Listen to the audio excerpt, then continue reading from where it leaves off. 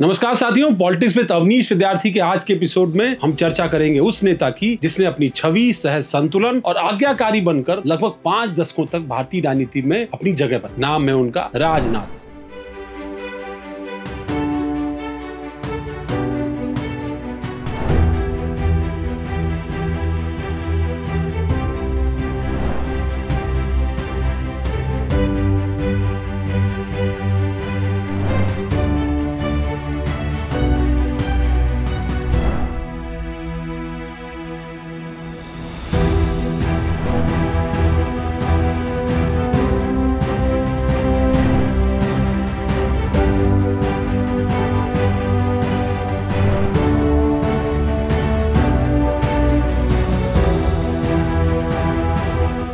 कभी वाजपेयी आडवाणी की छाया में तो कभी नरेंद्र मोदी के साथ कंधे से कंधा मिला। राजनाथ सिंह ने हर दौर में अपने लिए रास्ता बनाया। लेकिन क्या ये उनकी वफादारी है या राजनीति का व्यवहारिक गणित जो लगभग जी रहे। 10 जुलाई 1991 को उत्तर प्रदेश के चंदौली जिले में जन्मे राजनाथ सिंह का जन्म एक साधारण किसान परिवार। सिर्फ 13 साल की उम्र में उन्होंने आरएसएस की शाखा पकड़ी और यहीं से उनकी वैचारिक यात्रा शुरू। फिजिक्स में स्नातक, लेक्चरर की नौकरी, लेकिन राजनीति की ललक ने उनको छात्र संगठन अखिल भारतीय विद्यार्थी परिषद 1975 में इमरजेंसी में इंदिरा गांधी सरकार का विरोध किया और गिरफ्तार होकर चर्चा। 77 में वो जनता पार्टी के टिकट पर पहली बार विधायक भी बन गए। इसके बाद बीजेपी ने उन्हें संगठनात्मक कामों से पहचान दिलाई।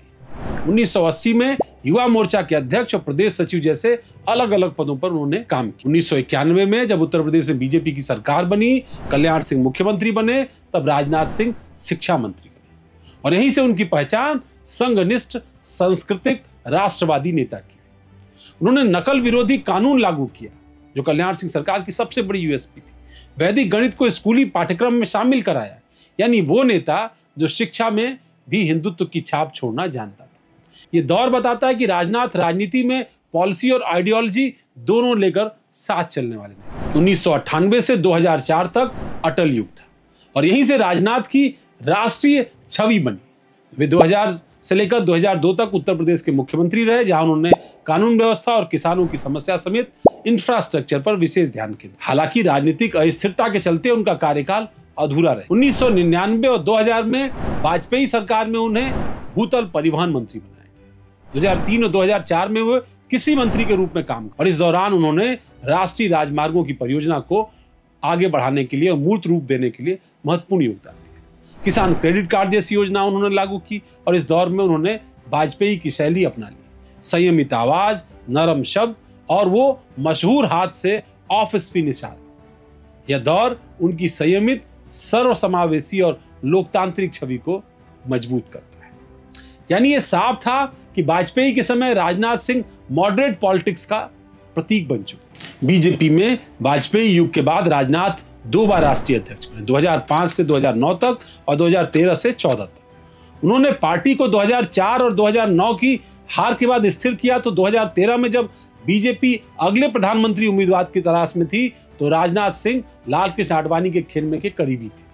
मीडिया ने उन्हें D4 यानी अरुण जेटली, सुषमा स्वराज, अनंत कुमार और राजनाथ की जोड़ी में शामिल, जो मोदी की उम्मीदवारी को लेकर बहुत हिचकिचा। लेकिन ये दिलचस्प बात है कि उनके सहयोगी सुधांशु त्रिवेदी, जो अब राज्यसभा के सांसद और बीजेपी के प्रवक्ता हैं, उन्होंने ज्योतिषीय भविष्यवाणी की थी कि राजनाथ सिंह प्रधानमंत्री, जिसने उनके फैसलों को प्रभावित किया। लेकिन जब आरएसएस का दबाव बढ़ा तो राजनाथ ने पलटी मारते हुए सितंबर 2013 में मोदी को प्रधानमंत्री का उम्मीदवार घोषित और यहीं से उनका रुख पूरी तरीके से मोदी के समर्थन में आया। 2014 में मोदी की सरकार आई, राजनाथ सिंह गृह मंत्री बने और इस दौरान आर्टिकल 370 हटाने, नागरिकता संशोधन कानून यानी सीएए और आंतरिक सुरक्षा से जुड़े हुए कई अहम फैसले उनके खाते में दर्ज हुए। 2019 में उन्हें रक्षा मंत्रालय मिला।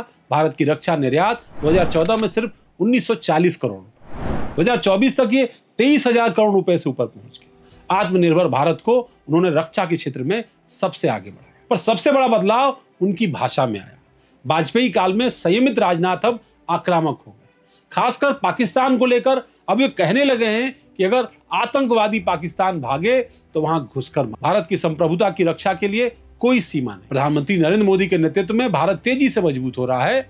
उनकी भाषा वाजपेयी युग के संयम से बदलकर मोदी युग के दृढ़ और राष्ट्रवादी आक्रामकता में ढल चुकी। राजनाथ सिंह की छवि एक साफ सुथरे, सर्वमान्य और बिना दुश्मन वाले यानी आजाद शत्रु नेता की।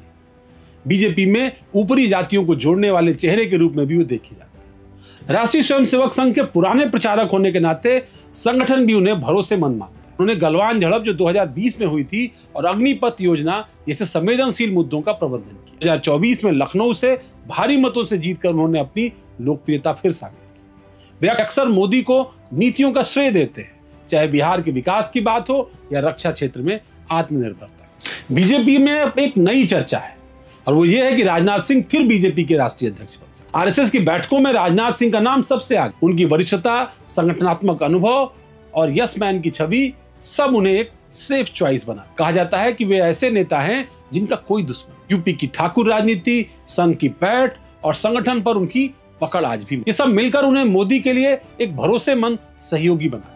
तो क्या 2025 में बीजेपी के अध्यक्ष की कुर्सी एक बार फिर राजनाथ सिंह को ही मिलेगी? क्या उनकी वफादारी और संगठनात्मक अनुभव उन्हें 2029 तक मोदी के प्रभाव को और मजबूत करने का औजार बन जाएगा, या फिर पार्टी कोई नया चेहरा लेकर सामने? आपको हमारा विश्लेषण कैसे लगा कमेंट करके हमें जरूर बताइएगा।